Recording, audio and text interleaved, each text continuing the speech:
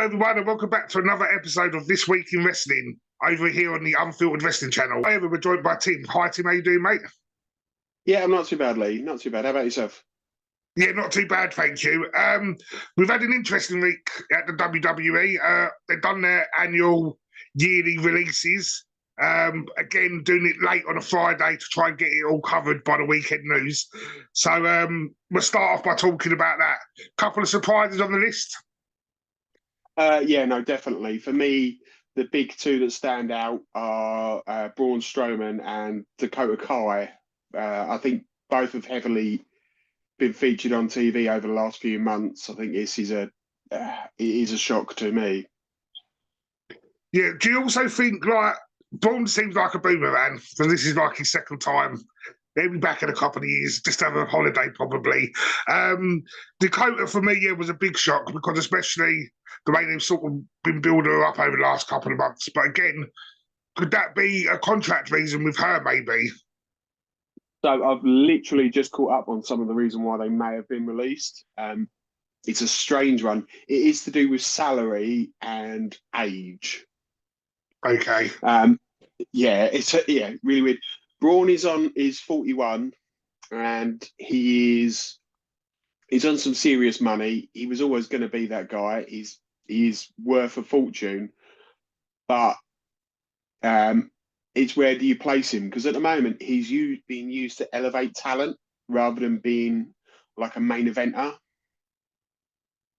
Yeah, and I thought he could have been good for the White Six, something to do with them when they return. Yeah, no, totally agree. Again, I think that's a missed opportunity. The company's making more money than sense at the moment, so I don't understand his release. His was a really strange run. As I said, he was prominent. I'd have expected him to have got a title shot against Jacob, just so they could just put that in, nail in the coffin, and end that somewhere down the line. But for me, Dakota Kai is the biggest one. She's an unbelievable talent. I was a little bit surprised that she didn't win the Women's Intercontinental Championship. So for her to then be released a couple of months later is a real shock to me. And also with women's wrestling being so pushed at the moment, which seems weird that someone with her star caliber to be released sort of around this time as well. Yeah, no, agreed. She's been prominent.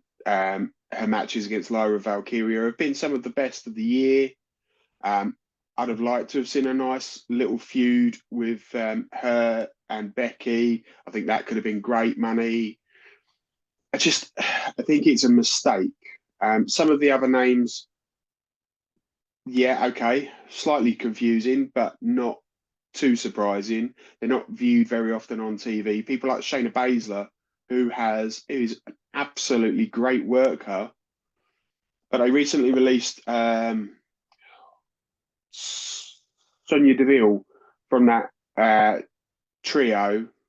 So it's only now Zoe Starks, and they do seem rudderless. It doesn't look like they've got a direction. So I'm not surprised she got released. We should have expected it. It's after Mania. They always make these changes. I know they've made some changes in NXT, and their reason is something different. But we should have expected something coming along. The one that did shock me from NXT is Oreo Monsoul. He's been about for about 15 years, but I don't watch much NXT, but he's one that I've heard rumblings that people really saying he's a great talent, and then just to let him go was a bit of surprise out of the sort of lower ones. Yeah, the NXT ones are a little bit strange. They were released due to apparently, and again, I've heard rumours from Dave Meltzer that it was due to people not working hard enough in the performance centre, and that's the reason.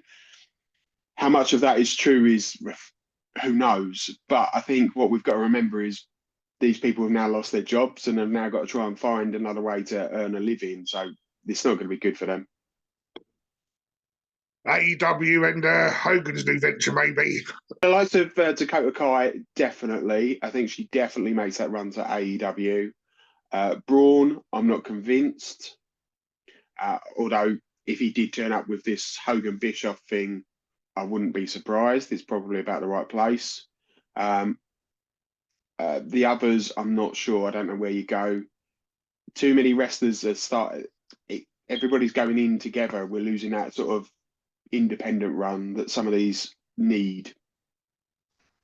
Just touching on, I know we ain't spoke about this before, but this Hogan Bischoff venture, what do you think of the style of presentation they're doing? Because they sort of announced it more like The Voice, so you were going to get people's backstory and journey, which seems to sell on social media. I'm reminded of Hogan's Celebrity Championship Wrestling that happened, 20 years ago, that was absolutely crazy. I don't see this working very well. This is like NXT original 2.0 or 3.7 or whatever. Maybe they'll get some traction because pro wrestling is back again being popular. But I think you've got to be careful who you market it to. And you've got some very big egos there. Yeah, and, Hogan and Bischoff don't have the best reputation of working together, as in helping out others. They're more in it for themselves. So I agree with you. I'll give you 6 months and it won't be a thing. Yeah, I think you're right. I don't think it even lasts that long. Right, so let's get back into usual business. We just talked about the releases. So Raw, beginning of the week. What did you think of it and what was your stand-up moments? So Raw's a strange one because, again, there was only actually 4 matches on the card, which for a 3-hour show is crazy. Yet 2 of those matches were fantastic. The Rhea Ripley and Roxanne Perez match was, it's brilliant. It's good to see. And as we said, we're going to talk about this later. It was just a great match. Both did really well. Ending was a little bit lame for me. I was convinced that we should have had probably Rhea win, but it be a little bit dusty. But I think a DQ's done them both a little bit of harm. I think it's hard. I don't know if they were going down the route trying to protect him with a DQ, so no one takes the pin. So when it does finally happen, it makes it more of a special moment. I would have been exceptionally surprised had Rhea taken the pin. Roxanne could have got away with the pin because her and Julia are making nefarious needs. We're obviously going to get that tag match between Julia and Roxanne and Rhea and EO. I think you could get away with Roxanne and Julia winning that match. I think so. To help build that up, I think I would have given Rhea that victory rather than that. But overall, the match was definitely worth a watch. 100%. I think I know there was only 4 matches, but I think it was the standout match of the night. Yeah. The irony was the next match that I put down as probably that was the Stephanie Vasquez and Ivy Nile. That's it. I always get them confused. I thought that match was fantastic. Stephanie Vasquez needs to be on the main event as soon as possible. She's ready. She is so ready. She looks great. The moves are good. I'm really impressed with it. We obviously got Jay's next opponent, which is old Mr. Paul. Going to be. Yeah. Do you think? Sorry, I was going to say. Do you think Jay's presentation though, of being the vicious one, is a good presentation for him now? Yeah, definitely. His presentation from that point of view, that worked. He needed to be the guy to hit Jay, to hit Logan Paul and show his top caliber. I've heard a lot of people say, I don't think Logan Paul should be in this place. But my question after that is, who else is there? Who else would take that role until we're ready to move on to a Seth Rollins feud? I think it's the only way we're going to go for now. Yeah, because like you said, Gunther's obviously gone, and we don't really want to keep going over Gunther Jay because he's having his time off. Obviously, Seth, Braun and all that's in their little program, which we're going to talk about in a minute. So who else is there for Jay? It is Logan, and like we've said before, no matter what we think of the guy, he's an exceptional wrestler lately, and he's proven that year after year. So, yeah, it is a good little thing to push Logan into, I think. And he's going to bring the eyes from the social media no matter what. 100%. I think he'll increase that. We're looking at the fact that Backlash is less than a week away. You can't build anyone up that quickly. So for me, it makes sense. It's possibly the simplest option. So yeah, I'm not sure it's going to be a great match, but Jay has to win that without a doubt. Yeah, I was going to say, if they switch it to Logan this early, I think everyone will right. So it's definitely a Jay win, but it's a good little program to have for 10 days. Yeah, no, agreed. The other thing I did want to, I mean, we've obviously now got Pat McAfee and Gunther match for Backlash. If that's not a squash match, I don't know what it is. I assume McAfee's going to go away for a while again. Yeah, because I'm not sure about that one. That was a strange point. The other thing worth mentioning is a possible AJ versus Dominic for Intercontinental match, which could be really good. Yeah, I like the little segments with the Judgment Day as well. Liv and Dom know everything, JD knows everything, and Finn knows nothing. And this is sort of what you was mentioning post WrestleMania and stuff. So they're sort of heading down that route that you were suggesting anyway. So I like how this is all coming to fruition, and I think AJ and Dom will be a great match if it does happen. Oh yeah. I think Dominic's going to win that match again, which is a shame because AJ to lose on back-to-back pay-per-views or PLEs is a shame. But it fingers crossed is better than the Logan Paul match, which I can't see it being difficult. As you mentioned, the Judgment Day stuff though, yeah, it's building very much towards that. I also think as well AJ's at the level now where he's the talent enhancer. He's done what he needs to do for his career at TNA when he come back to WWE. So I think he's putting him in with the Dons and stuff is a real good move because he's got so much in-ring experience and he's a great wrestler. So I think to actually put him in these situations where he's helping the younger talent is a real positive, good thing. Yeah, no, I agree. They are like, I don't want to say chalk and cheese, but he's helping that division greatly. He's putting the right people over. I'm curious to see how the Karrion Kross feud continues, though. That's the one for me. We've got to have an end point with that. They built it up so much. There's got to be an end point. Do you think they've just sort of put it on hold because it is 10 days to Backlash? So it's just, or do you think that's going to play a factor into the Dom match? Possibly. I think what we'll probably see is they'll come back to it after Backlash.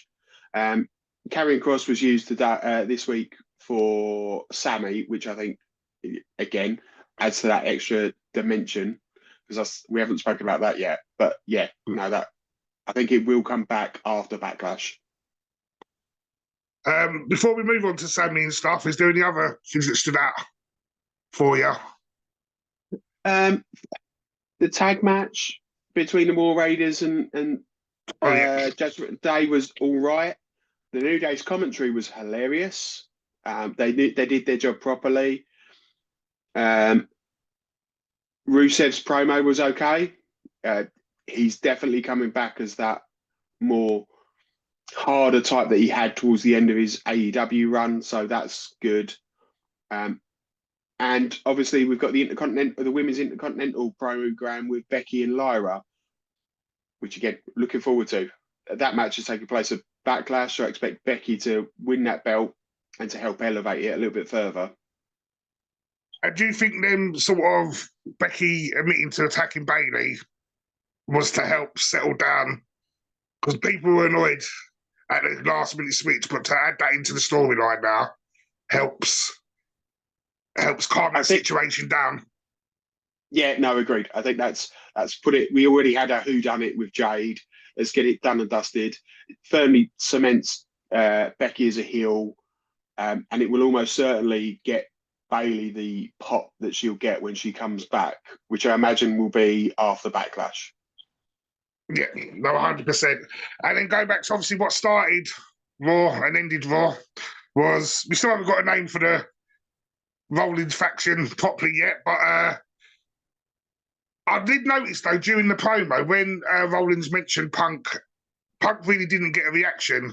Reigns sort of got a reaction from the crowd, but everyone still sort of seems to be on Seth's side at the moment. But I think it's because of this faction. I love this faction. I think this is going to be they're going to try and turn him heel, and they're going to struggle. Braun and Seth are still over.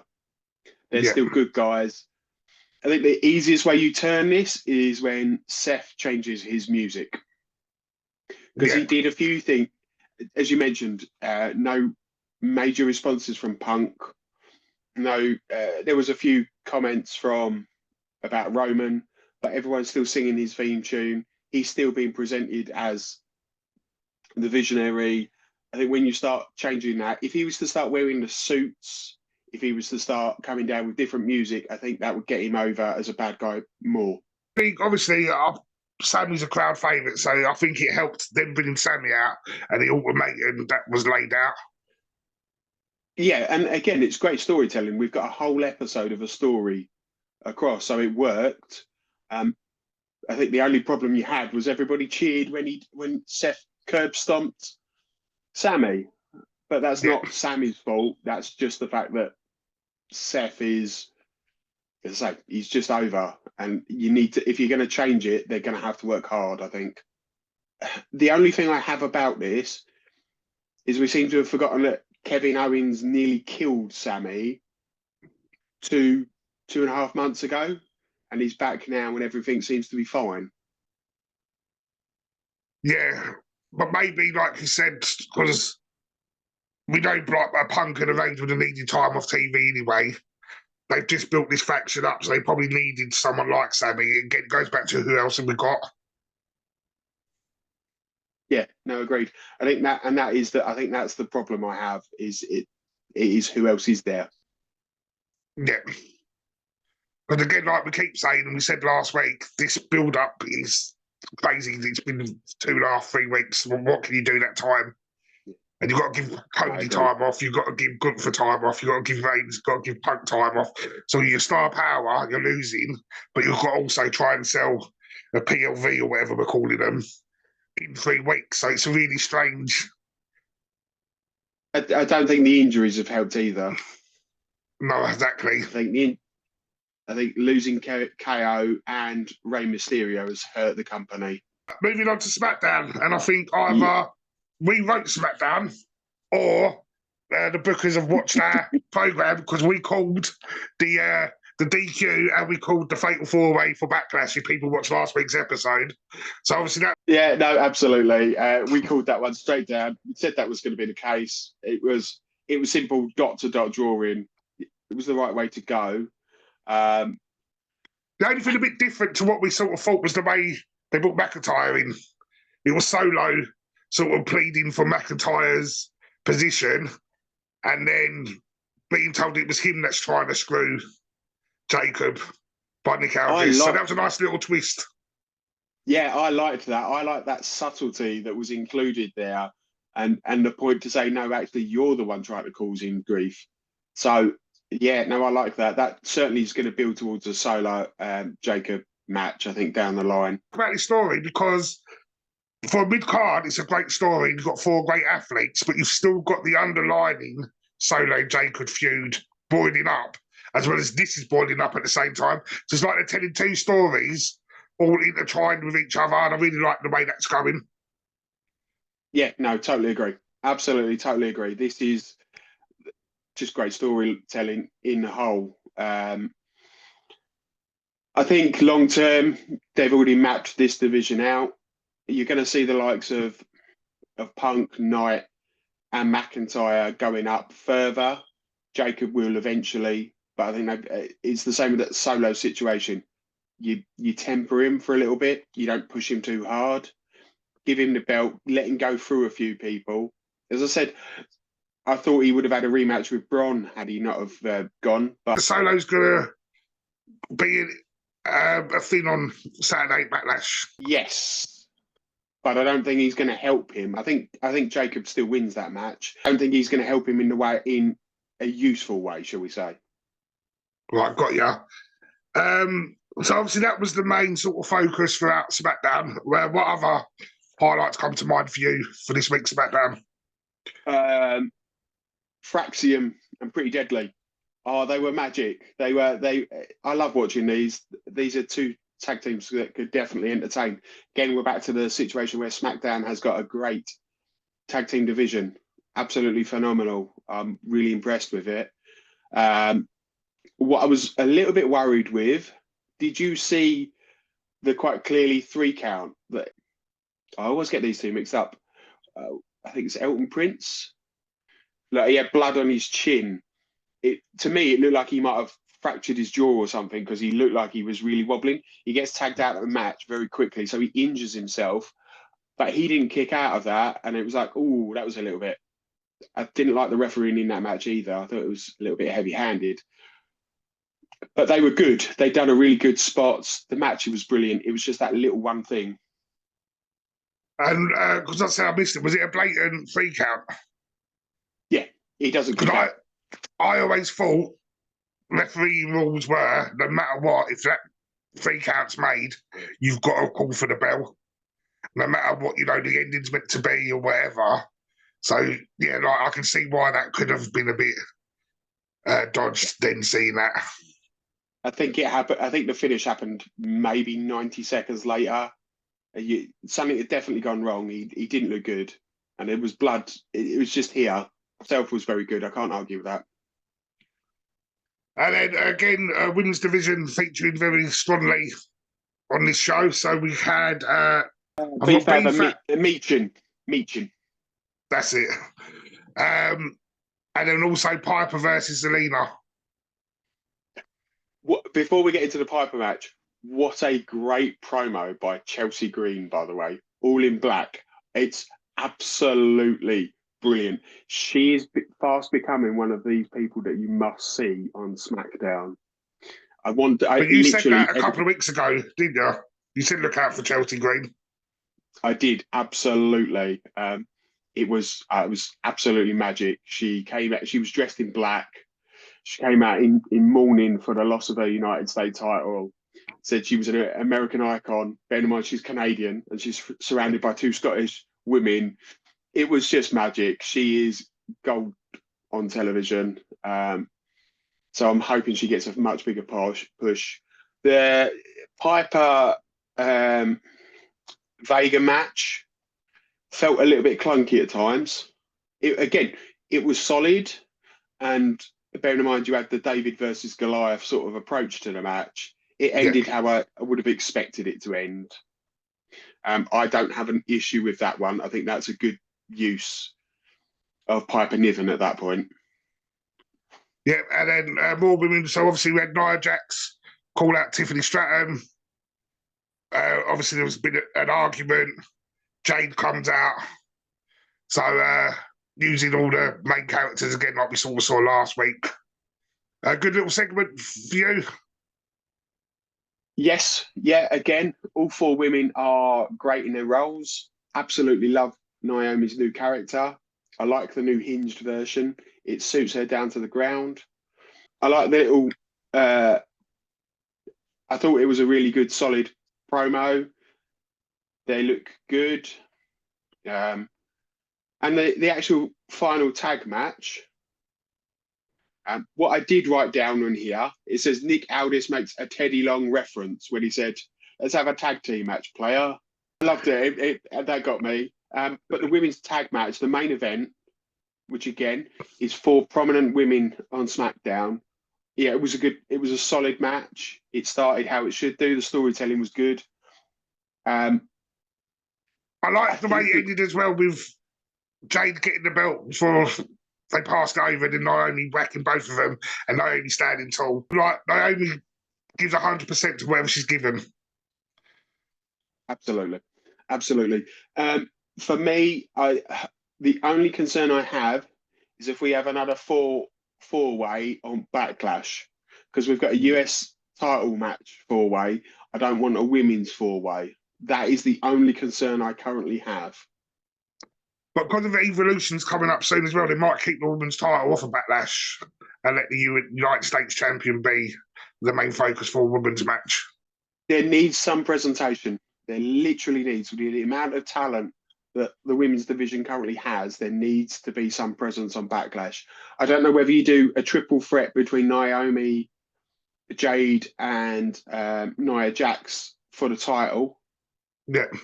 For the number one contendership for the title, which for me is a great idea, but I don't want to see another four corners match that way, unless they switch it up and it becomes an elimination match. Yeah, that would be a good one. Also going into R-Truth again, I want to bring up, because I did mention this last week. And yes, you did. Jimmy again, and you sort of just thought it's because Jimmy was around, but Jimmy again comes into this segment. Is there something warming up here? I'm convinced there's something now. I think you could be right. I think you could actually be right now. I wonder whether Jimmy's been included on the telly because of the work he's done, but they're going to segue him into the John Cena situation. That's definitely brewing. That is definitely brewing somewhere along the lines. R-Truth is just, I love his work at the moment. I think that's really good that we talk about John Cena. Yeah. And you're getting along that way. So I'm really impressed. I think that's going to be a tag match. I think that's going to be the tag match. And I'm looking forward to it all the way. And obviously, as you just mentioned, Cena, so Orton promo. Great promo, I think. Randy Orton involved. He says that he's never lied to the fans. Cena's always been a liar. He's just pushed to make parents work harder because he's putting out a new hat every week, a new T-shirt every week. So yeah, and sort of going back to that legend killer, Randy that we've seen in the past. I thought it was a good solid promo. I think the only problem I've got is he unwound some of the things he said last week. He went backwards on some of the things he said last week about John. It's like, no, you really are. He said last week, no, you really love these people. I don't know what you're doing. And now he's gone, no, actually, deep down inside, never have. We're like this. So that is the only thing I think I've got a problem with. Other than that, no, it's not too bad at all. It's a build. Cena should be on next week. But again, I expect Orton to take the loss on that one. Yeah, it's got, and I know I've seen it online everywhere that everyone's very divided about who's going to win, but I can't see the heel turn, the beating of Cody, and then 3 weeks later for Cena to drop the strap. Maybe it ends in a DQ and no one wins for them to revisit, but I can't see. It's either got to be Cena win, clean win, or a DQ, but I don't see Randy taking the title out. No, I don't see him taking the title. I don't really want a really crap ending because this needs to be a one and done situation. Just the one. Just let's have one match, one final match. Bosh, strike it off the list, move on to the next one. I've got no problems with that. But does it then not harm Randy if it's a one and done? No, not at all. Not at all. Because it's Cena. Yes, because it is exactly Cena. And the same situation as whoever, if Orton was facing someone else for the world title, pretty much he could get away with a one and done and it wouldn't be a big deal. With Cena especially, we know it's not going to be like forever. There's a set amount of dates. You can't continue this for very long. Right, Bush, done. Let's move on to the next project. I just mentioned Aleister Black had a solid match. And he not only did he have a solid match, he actually gave The Miz a lot. I thought that was going to be a squash match, and it wasn't. It was a solid match. So thumbs up to those two for pulling that off. And they're obviously going to push towards a Black and Hello Hayes. Yeah, feud. So this was a nice little setup, and like you said, solid. But you did say to watch out for this match this week, didn't you? So, yeah. But yes. So that was Raw and SmackDown. But Tim, before we go, I've just created a new segment which I'm going to put you on the spot for. So each week we're going to have Tim's top talent. So Tim, for this week over Raw and SmackDown, just one person. Who was Tim's top talent? For me this week, it is tough choice. I'm going to go with Stephanie Vasquez. She was fantastic for me. Top talent of the week. Right, thank you very much, Tim. We'll have a good week and we'll see you next week. And you too. See you next week.